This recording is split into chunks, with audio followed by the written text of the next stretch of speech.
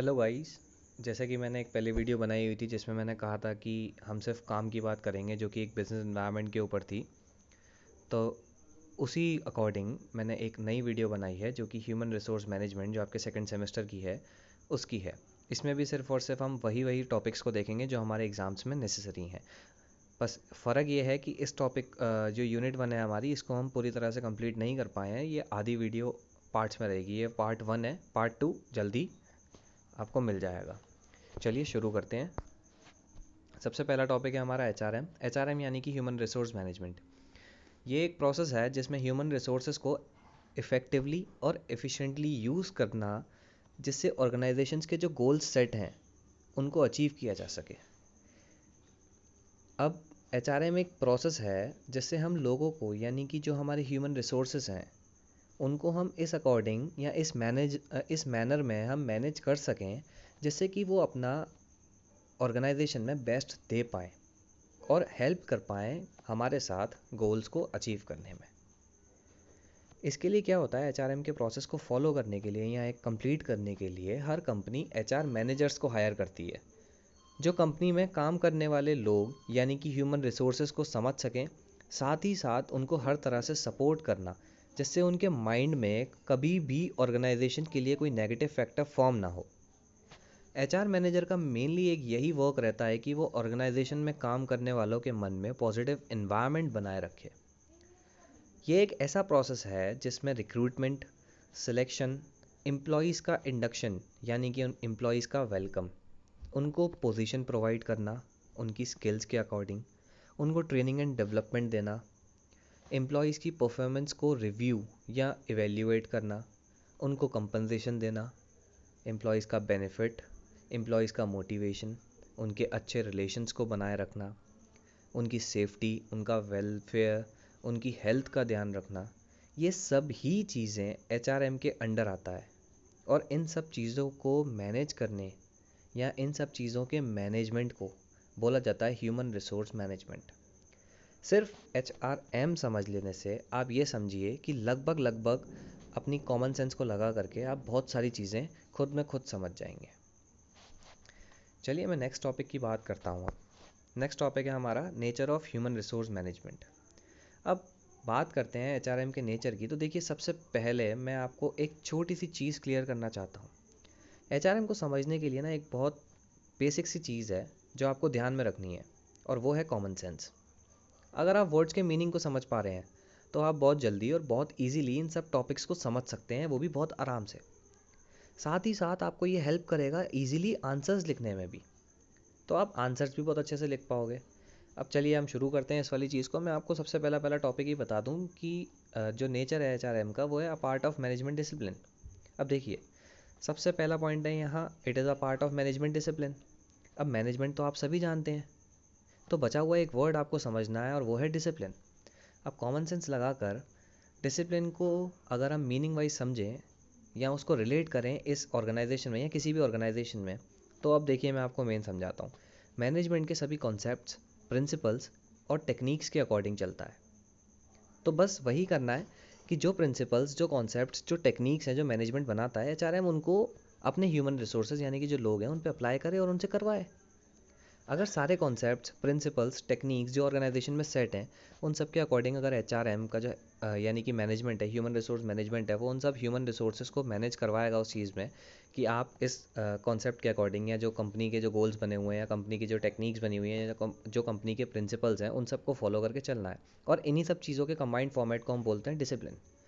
जैसा कि हमारे साथ स्कूल में भी हुआ जाता था कि हमें पहले ही बता दिया जाता था कि आपको डिसिप्लिन किस किस चीज़ में मैनेज करना है और मेंटेन भी करना है। तो वही सब चीज़ें हैं जो कॉन्सेप्ट, प्रिंसिपल और टेक्निक्स हैं, ये सब चीज़ें जो बनी हुई होती हैं, रूल्स एंड रेगुलेशंस हैं, वो सब चीज़ों को ही फॉलो करना और करवाना, ये सब चीज़ें क्या है, एक मैनेजमेंट का डिसिप्लिन है, यानी कि ह्यूमन रिसोर्स मैनेजमेंट का डिसिप्लिन है।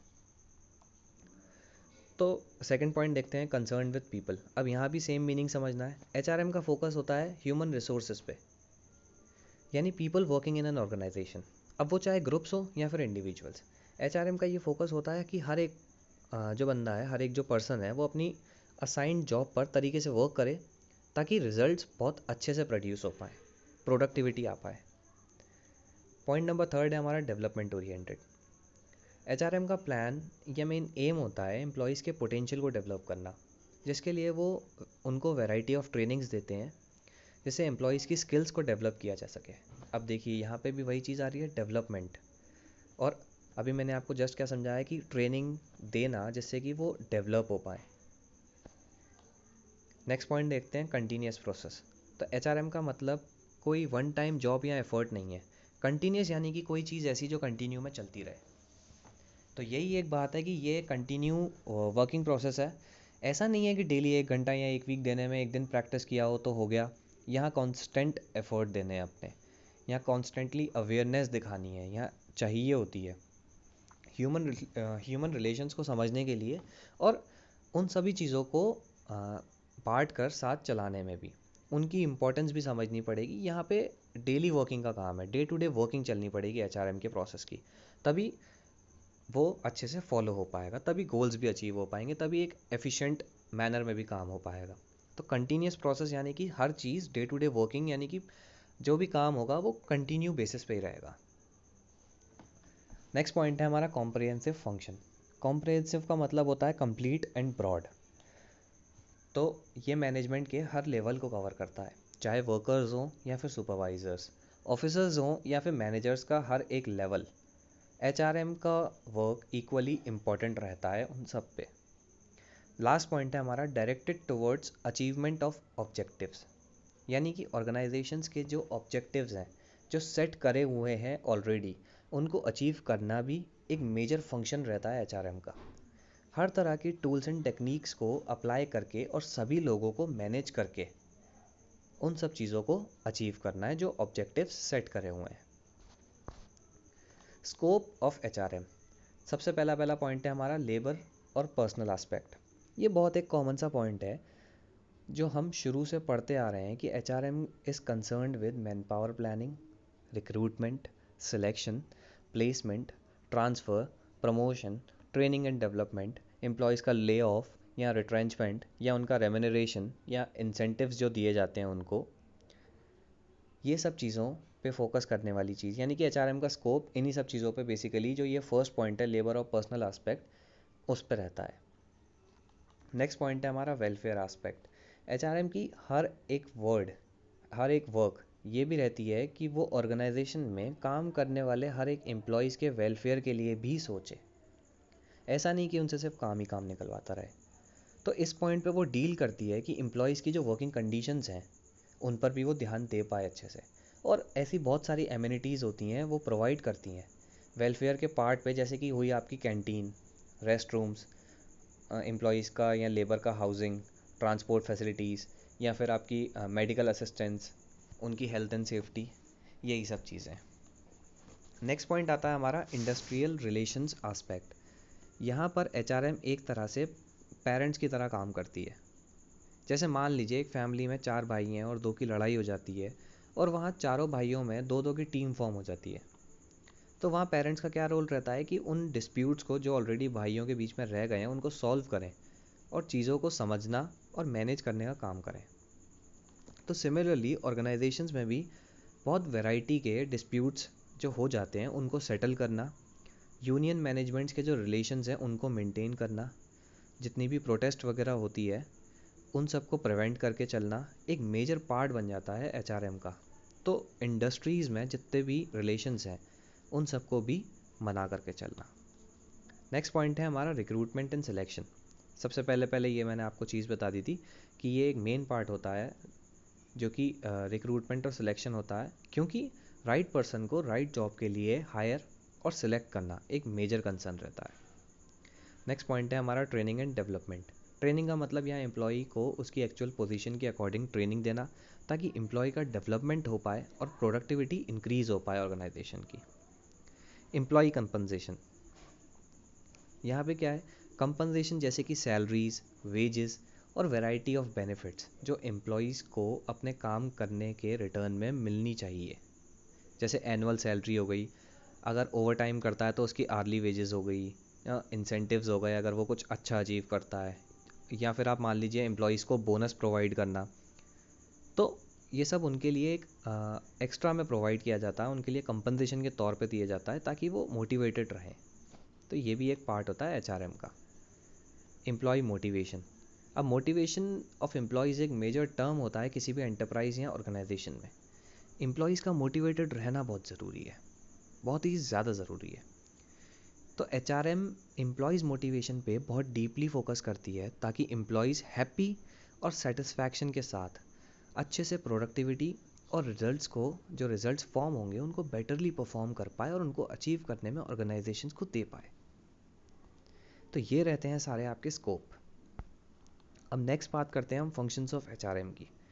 तो सबसे पहले आता है मैनेजरियल फंक्शंस, जो कि हम सबको पता है, planning, organising, staffing, directing and controlling.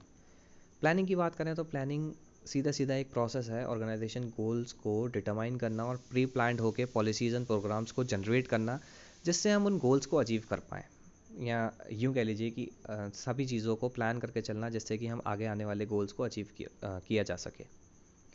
Organisation में डिपार्टमेंट्स के अकॉर्डिंग सबॉर्डिनेट्स, जो कि स्पेसिफिक टास्क सबॉर्डिनेट्स को दिए जाते हैं, वो सब चीज़ें, डेलीगेशन ऑफ अथॉरिटीज़ यानी कि पावर्स को सबॉर्डिनेट पे डिवाइड करना, और चैनल्स ऑफ अथॉरिटी और कम्युनिकेशंस इस्टेब्लिश करना, यही सब रहता है।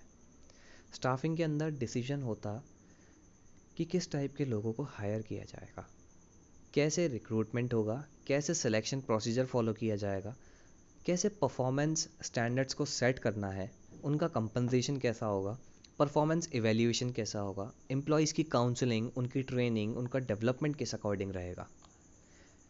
डायरेक्टिंग में क्या होता है, डायरेक्टिंग यानी कि लीडिंग, जो कुछ एक्टिविटीज़ को फॉलो करता है, जैसे सबॉर्डिनेट से कैसे काम करवाना कंप्लीट, एम्प्लॉयज़ का मोराल यानी कि स्पिरिट और उनकी कॉन्फिडेंस को मेंटेन करना, उनको मोटिवेटेड रखना, यही सब डायरेक्टिंग में आता है। अच्छा, अब कंट्रोलिंग में क्या होता है। कंट्रोलिंग सबसे इजी फंक्शन है जो समझने के लिए, क्योंकि इसमें हमने जो स्टैंडर्ड्स ऑलरेडी सेट करे हुए हैं और जो हमारी एक्चुअल परफॉर्मेंसेस आई हैं, तो उन दोनों को ही कंपेयर करना होता है। और इस बीच में जो भी डेविएशंस निकल कर आते हैं तो उनके लिए करेक्टिव एक्शंस लेने होंगे, तो उन्हीं करेक्टिव एक्शंस को ठीक करने का काम कंट्रोलिंग में रहता है। नेक्स्ट हम बात करते हैं ऑपरेटिव फंक्शंस की। ऑपरेटिव फंक्शंस को हम सर्विस फंक्शंस भी कहते हैं, और ये एक स्पेसिफिक डिपार्टमेंट के लिए ही मेनली वर्क करते हैं। जैसे प्रोक्योरमेंट। अब प्रोक्योरमेंट का मतलब securing the right kind of people in appropriate number, जिनको हमें ऑर्गेनाइजेशन में प्रॉपरली प्लेस करना रहता है। एक मैन पावर प्लानिंग भी रहती है उसकी, रिक्रूटमेंट, सिलेक्शन, प्लेसमेंट और नए एम्प्लॉयज़ का इंडक्शन, यही सब चीज़ें फॉलो करनी होती हैं प्रोक्योरमेंट के पार्ट में। डेवलपमेंट का मतलब क्या होता है, जैसा कि आप जानते हैं, जैसी नॉलेज इम्प्रूव करना। डेवलपमेंट का मतलब होता है एक अपने आप में, एक कोई भी इंसान है वो अपने आप को इम्प्रूव करे किसी भी चीज़ में, जैसे स्किल्स को डेवलप करना, वैल्यूज़ को एनहेंस करना, ताकि एम्प्लॉयज़ एक बेटर वे में जॉब परफॉर्म कर सकें। ये फंक्शन एम्प्लॉयज़ की ट्रेनिंग या फिर जो मैनेजर्स को एग्जीक्यूटिव यानी कि स्पेशल तरह की ट्रेनिंग दी जाती है, उनकी पोजीशन डेवलप करी जाती है। ऑर्गेनाइजेशन का डेवलपमेंट, जिसमें ऑर्गेनाइजेशन कल्चर और एनवायरनमेंट एम्प्लॉयज़ के बीच में पॉजिटिवली फॉर्म हो सके, यही सब चीज़ें डेवलपमेंट का पार्ट होता है। अगर मैं ओवरऑल फंक्शंस पे बात करूँ तो हर एक चीज़ को डेवलप करना। अगर जो टॉप लेवल के मैनेजर्स हैं, यानी कि पूरे टॉप नहीं, मतलब जो मिडिल लेवल के मैनेजर्स हैं, उनको एग्जीक्यूटिव ट्रेनिंग्स देना, स्पेशल तरह की ट्रेनिंग्स प्रोवाइड करना, जो फंक्शन एम्प्लॉयज़ हैं उनकी ट्रेनिंग देना, यही सब चीज़ें एक डेवलपमेंट का पार्ट होता है, जिससे कि हर एक इंसान अच्छे से डेवलप हो पाए। कंपनसेशन अगेन वही जो डिटरमाइन करता है कि एम्प्लॉयज़ की वेजेस एंड सैलरी को, ये फंक्शन ये इंश्योर करता है कि एम्प्लॉयज़ को फेयर और जस्टिफाइड यानी कि रीज़नेबल रेम्यूनरेशन प्रोवाइड किया जाए। मेंटेनेंस, ये कंसर्न रहता है एम्प्लॉयज़ को प्रोटेक्ट और प्रमोट करने में बहुत सारे बेनिफिट्स के साथ, जैसे कि उनकी housing, medical, educational, transport facility, इसी के साथ उनका provident fund, pension, gratuity, group insurance, यही सब चीज़ें भी अरेंज करवाए जाते हैं एम्प्लॉयज़ के लिए। नेक्स्ट है हमारा HRM versus HRD, human resource management और ह्यूमन रिसोर्स डेवलपमेंट। तो सबसे पहला पॉइंट हम देखते हैं, to improve the performance of the employees. HRM concern किस चीज़ से रहता है कि जो एम्प्लॉयज़ की परफॉर्मेंस है हम उनको इम्प्रूव कर पाएँ। वही HRD किस चीज़ पे फोकस करता है कि जो ह्यूमन रिसोर्स जो यानी कि एम्प्लॉयज़ की जो स्किल्स हैं या फिर उनकी नॉलेज है या उनकी एक कॉम्पिटेंसी यानी कि काम करने की एक जो लगन दूसरे वर्कर्स के अकॉर्डिंग उनको डेवलप करना ताकि वो अच्छे से काम कर पाएँ। अच्छा, HRM as a part of management function, ये HRM एक मैनेजमेंट का पार्ट है, जबकि HRD HRM का पार्ट है, एक सबसेट है। HRM एक रूटीन प्रोसेस फॉलो करता है, जबकि HRD एक ऑनगोइंग प्रोसेस रहता है। HRM का जो कंसर्न है वो सिर्फ लोगों से रहता है, जबकि ह्यूमन रिसोर्स डेवलपमेंट का जो कंसर्न है वो ऑर्गेनाइजेशन के पूरे डेवलपमेंट से रहता है, उसको पूरा ऑर्गेनाइजेशन को ही डेवलप करना है। HRM एक रिएक्टिव फंक्शन है और HRD एक प्रोएक्टिव फंक्शन है। नेक्स्ट टॉपिक आता है हमारा SHRM। SHRM यानी कि स्ट्रेटेजिक ह्यूमन रिसोर्स मैनेजमेंट। तो ये क्या है, देखिए इसमें भी एक वर्ड आ गया स्ट्रैटेजिक, यानी कि स्ट्रैटेजी। तो HRM तो हमने पढ़ ही लिया, HRM मतलब मैनेजमेंट ऑफ ह्यूमन रिसोर्सेज। तो SHRM हुआ स्ट्रेटेजिक ह्यूमन रिसोर्स मैनेजमेंट, यानी कि management of human resources that to strategically. बस स्ट्रैटेजीज़ को ऐड करके कैसे हम अपने ऑनगोइंग HRM को अपग्रेड कर सकते हैं, यही बात है। तो इसमें भी यहाँ बात हो रही है ह्यूमन रिसोर्सेज हैं उनको स्ट्रैटेजिक गोल्स एंड ऑब्जेक्टिव्स के साथ लिंक करने की, जिससे बिजनेस की परफॉर्मेंस और ऑर्गेनाइजेशन का कल्चर डेवलप होए। अच्छा, इसी के साथ साथ हम इनोवेशंस को भी अडॉप्ट कर सकें, बिजनेस की फ्लेक्सिबिलिटी बना पाएँ यानी कि इलास्टिसिटी, और उनके कॉम्पिटिटिव एडवांटेज को भी साथ लेकर चल पाएँ। देखिए एक और चीज़ बताता हूँ मैं जो रह गई, किसी भी ऑर्गेनाइजेशन में SHRM का मतलब होता है कि HR फंक्शंस को अडॉप्ट करना, या एक ये कह सकते हैं कि अपग्रेड करना, एक स्ट्रैटेजिक पार्टनर बनाकर, या आप सिंपली समझें तो बस HR प्रैक्टिसेस में स्ट्रैटेजीज़ का इन्वॉल्वमेंट करके कंपनी को अपग्रेड किया जाए। और उन सब में जो HR फंक्शंस हैं, जैसे कि आपके रिक्रूटमेंट हो गया, सिलेक्शन हो गया, ट्रेनिंग एंड डेवलपमेंट हो गया, उनका भी स्ट्रैटेजिकली यूज़ किया जाए। हर चीज़ में अगर हम स्ट्रैटेजीज़ लगाएंगे HRM को डेवलप करने के लिए, तो वो एक स्ट्रैटेजिक ह्यूमन रिसोर्स मैनेजमेंट का पार्ट हो जाएगा। तो SHRM समझने में हमें कॉम्प्लिकेशंस बस हमारे माइंड में होते हैं, बस हमें मेन HRM समझना होता है, और HRM के अंडरस्टैंडिंग में हमें स्ट्रैटेजी लगाकर सोचना है बस। तो अब बात करते हैं हम कैरेक्टरिस्टिक्स ऑफ SHRM यानी कि स्ट्रैटेजिक ह्यूमन रिसोर्स मैनेजमेंट। सबसे पहला आता है recognition of the outside environment. Recognition यानी कि आउटसाइड इन्वायरमेंट को एक्नॉलेज करना, रिकॉग्निशन यानी कि एक्नॉलेज यानी कि समझना। अब HRM के लिए बहुत इजी है इंटरनल इन्वायरमेंट को समझना, बट आउटसाइड इन्वायरमेंट को यानी कि एक्सटर्नल इन्वायरमेंट को समझने के लिए SHRM हेल्प करता है, ताकि हम ऑर्गेनाइजेशन के लिए जो आने वाली थ्रेट्स एंड अपॉर्चुनिटीज़ हैं उनको समझ पाएँ। HRM इंटरनल इन्वायरमेंट को इसीलिए समझ जाता है क्योंकि वो अपने ही ह्यूमन रिसोर्स जो कि डिपार्टमेंट में है ऑलरेडी, उसकी जो कंपनी में है, उसकी जो ऑर्गेनाइजेशन में, वो उस पर ही फोकस करता है। SHRM बाहर भी फोकस करता है।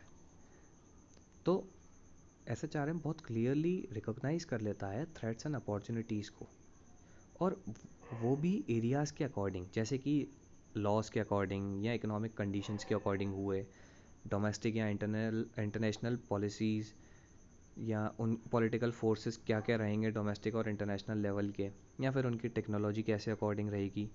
तो इससे क्या होता है कि SHRM इन चीज़ों को आइडेंटिफाई करके थ्रेट्स के रिस्क को कम कर देगा, और साइमल्टेनियसली उसका इफ़ेक्ट ऑटोमेटिकली अपॉर्चुनिटीज़ को गेन करने में हेल्प कर जाएगा। Impact of competition. SHRM जब इतनी सारी चीज़ों को एनालाइज करेगा तो इट इज़ क्वाइट ऑब्वियस कि वो कंपटीशन को इम्पैक्ट देगा ही सही। तो SHRM का डायरेक्ट इम्पैक्ट एक कंपटीशन पे भी पड़ ही जाता है। अच्छा, थर्ड पॉइंट है हमारा long range focus. Long range focus यानी कि लंबा। SHRM या HRM में आपके पास एक प्लस पॉइंट है, अगर मैं मैनेजमेंट की भी बात करूं तो ये लॉन्ग टर्म वाला पॉइंट है। ये आप किसी भी चीज़ में और कहीं भी यूज़ कर सकते हैं एग्ज़ाम में, क्योंकि बहुत कम ही ऐसा होता है कि मैनेजमेंट की कोई शॉर्ट टर्म हो, कोई भी चीज़ शॉर्ट टर्म हो, वरना लगभग सब ही चीज़ एक लॉन्ग टर्म प्रोसेस होते हैं। तो इसी तरह SHRM भी एक long range focus system follow करता है। लॉन्ग रेंज यानी कि बहुत लंबे टाइम तक के लिए, बहुत दूर का। नेक्स्ट पॉइंट है हमारा choice and decision making focus. कम शब्दों में अगर मैं बात करूं तो स्ट्रैटेजी हम लगाते हैं प्रॉब्लम सॉल्व करने में या प्रॉब्लम को प्रिवेंट करने के लिए। तो स्ट्रैटेजी सबसे पहले क्वेश्चंस पे तो मेन बात क्या है कि स्ट्रैटेजी सबसे पहले क्वेश्चंस पे फोकस करती है, उन पे पहले क्वेश्चंस पे ध्यान देती है। जैसे कि ऑर्गेनाइजेशन को अब क्या करना चाहिए और क्यों करना चाहिए, तो इन सब चीज़ों से क्या है, उसके प्रोज एंड कॉन्स मिल जाते हैं। इससे डिफरेंट सॉल्यूशंस भी अज्यूम कर पाती हैं SHRM। फिर अपनी डिसीजन मेकिंग भी हम उस अकॉर्डिंग मैनेज कर सकते हैं और उसी डिसीजन मेकिंग को हम इफ़ेक्टिव भी बना सकते हैं। कंसिडरेशन ऑफ ऑल पर्सनल मतलब SHRM का कंसर्न यहाँ फर्म के सारे एम्प्लॉयज़ से होता है। सारे एम्प्लॉयज़ यानी कि सारे ह्यूमन रिसोर्सेज। ऑल पर्सनल का कंसिडरेशन HRM का भी पार्ट होता है और SHRM का भी पार्ट होता है। वैसे ही मैंने आपको ये चीज़ बता दी कि HRM का एक अपग्रेडेड फॉर्म होता है SHRM। HRM को स्ट्रैटेजिकली फॉर्म करना, बस स्ट्रैटेजिकली हमारी स्ट्रैटेजीज़ को बनाना, दैट इज़ SHRM। ऐसा नहीं कि वो बस एक को देखें या पार्शियल बेसिस पे, डिपार्टमेंट बेसिस पे देखें। SHRM भी हर एक एम्प्लॉयज़ का कंसर्न रखती है। लास्ट है हमारा integration with the corporate strategy. Integration का मतलब कंबाइन अप होना, यानी कि एक तरह से कनेक्ट हो जाना। तो कोई भी फर्म जब ह्यूमन रिसोर्स स्ट्रैटेजी को अडॉप्ट करती है तो वो उसकी कॉर्पोरेट स्ट्रैटेजी को भी साथ में इंटीग्रेट यानी कि कंबाइन कर लेगी। Corporate strategy is overall organisation की स्ट्रैटेजी, सब मिला करके। तो वहाँ ह्यूमन रिसोर्सेज के अलावा सारे फैक्टर्स देखे जाते हैं। आज का हमारा जो लास्ट टॉपिक है वो है बैरियर्स ऑफ SHRM। तो चलिए बात करते हैं SHRM यानी कि किस किस रीजंस की, किन किन वजह से SHRM इम्प्लीमेंटेशन को एक हर्डल के तौर पे या एक ऑब्स्टेकल बना दिया जाता है, बैरियर्स के तौर पे। जो सबसे पहला हमारा आता है वो है short term mentality. Short term mentality यानी कि एक शॉर्ट पीरियड ऑफ टाइम के लिए सोच बना लेना। Mentality is mindset. मेंटालिटी का मतलब हो गया हमारा माइंडसेट। तो कोई भी ऑर्गेनाइजेशन है वो SHRM को ग्रीन सिग्नल दे देती है, लेकिन बात क्या आती है, हमने ऊपर SHRM की कैरेक्टरिस्टिक्स पढ़ी थी और उसमें हमने ये पॉइंट भी पढ़ा था कि SHRM is concern with long range focus. वो उसी लॉन्ग रेंज फोकस के बेसिस पे काम करती है। अब यहाँ बात आ गई कि लेकिन ऑर्गेनाइजेशन कहती है कि आज जो स्ट्रैटेजी तुमने बनाई, ह्यूमन रिसोर्स मैनेजमेंट की जो डिपार्टमेंट के लोग हैं वो उनसे कहते हैं कि जो तुमने स्ट्रैटेजी आज बनाई उसका रिजल्ट आज ही दे दो भाई। तो यहाँ एक रुकावट आ गई कि मतलब किसी भी इस्टेब्लिश्ड स्ट्रैटेजी को शॉर्ट टर्म में जज नहीं किया जा सकता है, इसीलिए यहाँ एक बैरियर बन जाता है ये पॉइंट। तो यहाँ पे भी छोटे मोटे एक हिडन कॉन्फ्लिक्ट्स क्रिएट हो जाते हैं। SHRM कहता है कि नहीं, हम लॉन्ग टर्म पे फोकस कर रहे हैं, जो इफेक्ट आएगा वो लॉन्ग टर्म बेसिस पे आएगा। ऑर्गेनाइजेशन के जो टॉप लेवल मैनेजर्स हैं या जो भी हैं, जो टॉप लेवल के एम्प्लॉयज़ या जो भी काम करते हैं वहाँ पे, जो ओनर्स हैं, वो सब कहते हैं कि नहीं, हमें इफेक्ट आज ही दिखना चाहिए। तो वो चीज़ नहीं बन पाती है। तो शॉर्ट टर्म मेंटालिटी एक पॉइंट बन जाती है, एक रुकावट बन जाती है, एक हर्डल बन जाता है, जिससे कि SHRM ढंग से इम्प्लीमेंट नहीं हो पाती। सेकंड पॉइंट है हमारा स्ट्रैटेजिक इनेबिलिटी। अब क्योंकि माइंडसेट शॉर्ट टर्म पे अटका रहता है, देखिए कनेक्टेड हैं सब चीज़ें, तो स्ट्रैटेजीज़ को फॉर्म या रिटेन रहने में इश्यूज़ तो आएंगे ही सही। तो बहुत बार ऐसा भी हो जाता है कि SHRM खुद कभी कभी स्ट्रैटेजिकली नहीं सोच पाता।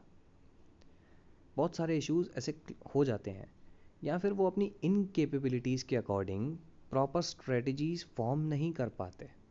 तो ये इनेबिलिटीज़ बहुत सारे रीजंस की वजह से आ सकती है, जैसे कि टेक्निकल नॉलेज हुई, या फिर टेक्निकल नॉलेज का लैक करना, या फिर मैनेजर्स की प्रॉपर ट्रेनिंग ना हो पाना।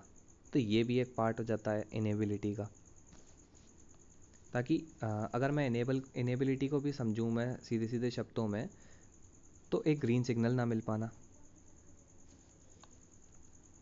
थर्ड पॉइंट है हमारा लैक ऑफ एप्रिसिएशन। एप्रिसिएशन का लैक करना मतलब एप्रिसिएशन ही ना देना। बहुत बार ऐसा होता है कि टॉप मैनेजर्स SHRM की एक्टिविटीज़ को रिकॉग्नाइज ही नहीं करते। इससे क्या होता है, डिपार्टमेंट के लोगों का मोराल डाउन हो जाता है। वो उस पॉजिटिविटी या मोटिवेशन से काम नहीं कर पाएंगे। देखिए, किसी भी ऑर्गेनाइजेशन में एप्रिसिएशंस का होना बहुत इम्पॉर्टेंट है और बहुत इम्पॉर्टेंट होता भी है। एम्प्लॉयज़ एप्रिसिएशन से बूस्ट होता है, एप्रिसिएशन से इंसान खुश होता है, और जब खुश होता है तो वो और अच्छे से काम करता है। लेकिन अगर अप्रिशिएट नहीं करोगे तो डिपार्टमेंट या मैनेजर अपनी एबिलिटीज़ को अपने पास ही रखेगा, क्योंकि उसको पता है कि कोई अप्रिशिएट करने वाला तो है नहीं, तो क्या करना, अपनी एबिलिटीज़ दिखाकर अपने लिए सर पे एक बर्डन बना देना। तो यहाँ ये भी एक बैरियर बन जाता है। नेक्स्ट पॉइंट है हमारा फेलियर अंडरस्टैंड्स रोल। अब यहाँ इस पॉइंट का मतलब है कि जानकारी या नॉलेज नहीं, अब जानकारी या नॉलेज नहीं थी तो हम एक दूसरे का रोल भी नहीं समझ पाए। और बहुत फ्रीक्वेंट है ये चीज़ कि एक मैनेजर दूसरे मैनेजर का रोल ही नहीं समझ पाता कभी कभी। ये क्यों होता है? या तो लैक ऑफ नॉलेज है। लैक ऑफ नॉलेज तो मेनली इसका मेन कॉज रहता है, तो इस बैरियर को क्रिएट करता है जो, तो इससे बैरियर तो क्रिएट होता ही है, साथ ही साथ मैनेजर्स के बीच एक डिस्टेंस भी क्रिएट हो जाता है, और वो डिस्टेंस के साथ एक बहुत बड़ा कॉन्फ्लिक्ट ये भी क्रिएट कर देता है, प्लस SHRM का इम्प्लीमेंटेशन में डिफ़िकल्टी भी दे देता है। नेक्स्ट है हमारा difficulty in quantifying outcomes. Quantifying outcome को अगर मैं इजी शब्दों में समझाऊं तो एंड रिजल्ट्स का वैल्यूएशन, यानी कि काउंट करना, या और इजी भाषा में बोलूं जो हमारा एंड रिजल्ट प्रोड्यूस होगा उसको मेजर करना। लेकिन SHRM यानी कि स्ट्रैटेजिक ह्यूमन रिसोर्स मैनेजर्स, जो SHRM का डिपार्टमेंट है, तो वो अपना आउटकम जो उन्होंने प्रोड्यूस किया है वो उसको दिखा नहीं सकते। वो जो उनका एंड रिज़ल्ट है वो उसको क्वांटिफाई करके नहीं शो कर सकते, जो उनके सीनियर्स हैं या टॉप लेवल मैनेजर्स हैं उनको। तो देखिए, SHRM का यहाँ मतलब जो है वो इंटेंजिबल है। स्ट्रैटेजीज आप कभी भी दिखा नहीं सकते, तो इंटेंजिबिलिटी भी या इंटेंजिबल होना भी एक बैरियर बन जाता है, क्योंकि ऑर्गेनाइजेशन मांगती है पॉजिटिव आउटकम्स। पॉजिटिव आउटकम्स को भी कैसे मांगते हैं? वो अच्छे रिजल्ट्स हुए। अच्छे रिजल्ट्स कैसे? जैसे मॉनेटरी बेसिस पे या फिर प्रॉफिट्स। अब SHRM में ये सब चीज़ें नहीं दिखती, तो ये भी एक बैरियर बन जाता है अपनी स्ट्रैटेजीज़ को या फिर SHRM को आगे तक फॉलो करने के लिए। नेक्स्ट पॉइंट है हमारा wrong perception on human assets.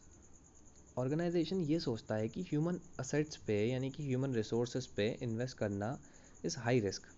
देखिए, आज के टाइम पे बहुत सारे ऑर्गेनाइजेशन ऐसा सोचते हैं कि वो क्वालिटी पे या यूँ कहो आप कि वो कैलकुलेटिव हो गए हैं, तो वो ये सोचते हैं कि टेक्नोलॉजी पे इन्वेस्ट करें वो ज़्यादा सही रहेगा। जबकि अब आप खुद सोचिए कि टेक्नोलॉजी या कोई भी ऐसी चीज़ को रन करने के लिए वर्क कौन करेगा उस पर? ह्यूमन रिसोर्स ही उस टेक्नोलॉजी को, यानी कि जो आप मान लीजिए किसी भी ऑर्गेनाइजेशन के टॉप लेवल मैनेजर्स ने सोचा कि हम ह्यूमन रिसोर्सेज हटा करके मशीन्स को लाएंगे। अब मशीन्स भी तो ह्यूमन रिसोर्सेज से ही चलेगी। कोई भी टेक्नोलॉजी आएगी तो वो चलाएगा या उसको आगे कंटिन्यू करने वाला ह्यूमन रिसोर्स ही रहेगा। तो यहाँ भी एक रॉन्ग परसेप्शन एक बैरियर बन जाता है, और ये बैरियर बस SHRM के बेसिस पे नहीं बल्कि कभी कभी एक ऑर्गेनाइजेशन की ग्रोथ का भी बन जाता है। लास्ट पॉइंट है हमारा रेजिस्टेंस यानी कि एक तरह से स्ट्रगल या फिर इनसिक्योरिटी, या आप ये कह सकते हैं कि एक तरह से दिक्कत। अब दिक्कत कैसे? कि ऑर्गेनाइजेशन अगर कोई चेंज अडॉप्ट करेगी तो उस चेंज को अडॉप्ट करने में स्ट्रगल रहेगा। अच्छा, अब अगर चेंजेस को इम्प्लीमेंट करना होगा तो उसके लिए अलग अलग तरह के इंसेंटिव्स भी लगेंगे, और अगर वो इंसेंटिव्स रीज़नेबल ना हुए तो वो भी एक बैरियर बन जाएगा। तो insecurity also leads to create barrier sometime. यही लास्ट पॉइंट था आज का, और इसी के साथ साथ ये पार्ट ख़त्म होता है।